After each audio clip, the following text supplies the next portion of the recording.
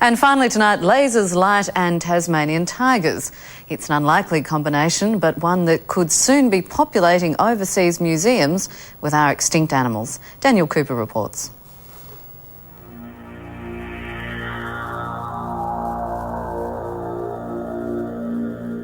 The Tasmanian tiger. The only surviving examples exist in museums, and even they're rare. Now, high technology is changing that by providing a new way for these priceless animals to be seen around the world.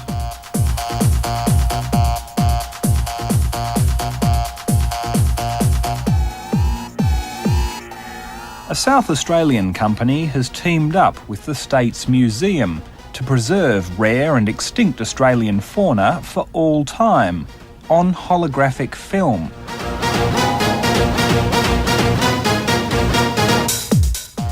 This is all being done in a country town south of Adelaide, where Simon Edhouse and Mark Trini run Australian Holographics from this shed.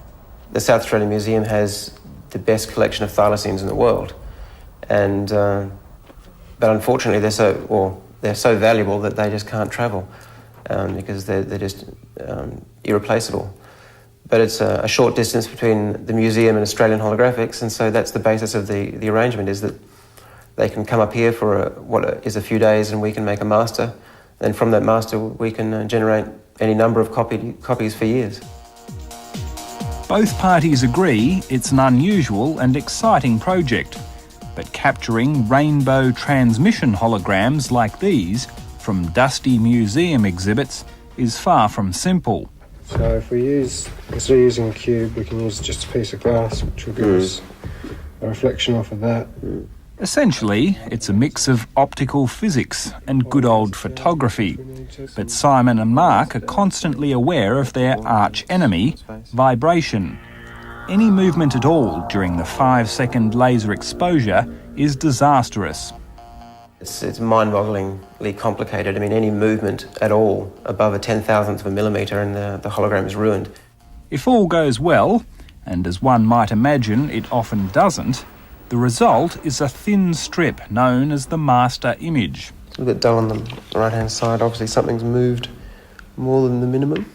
Although the image is only a few millimetres wide, under laser light it's possible to see the whole exhibit inside. Could be one of the lights as well.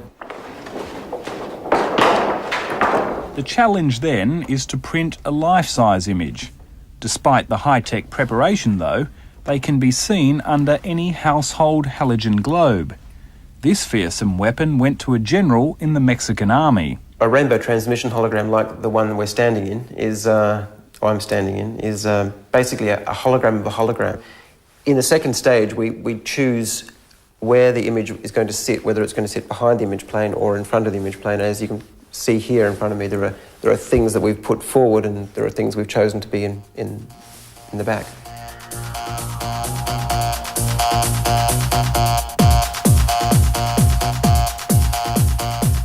The high-tech world has hit display forms. Children are into computers and videos and interactives, and they want to see the same things. Everybody does when they come into the museum. Yeah, we'll bring that down. At the contract signing in Adelaide, there were high hopes for the Museum of the Future, a museum of thin air. Director Chris Anderson, for one, can't wait to give the world a better glimpse of Australia's unique wildlife, even if it is confined to a fancy sheet of plastic. Museums hold, by definition, unique things. You eventually come up against problems of transport, legislation. For instance, some things we can't get out of the country, nor would we want to. It's problematic. You know, there's only one of them in the world. People do want to see these things, and the holograms are the next best thing to seeing the original.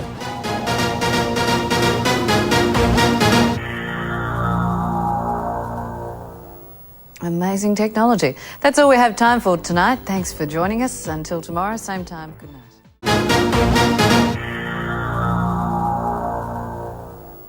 Amazing technology. That's all we have time for tonight. Thanks for joining us. Until tomorrow, same time. Good night.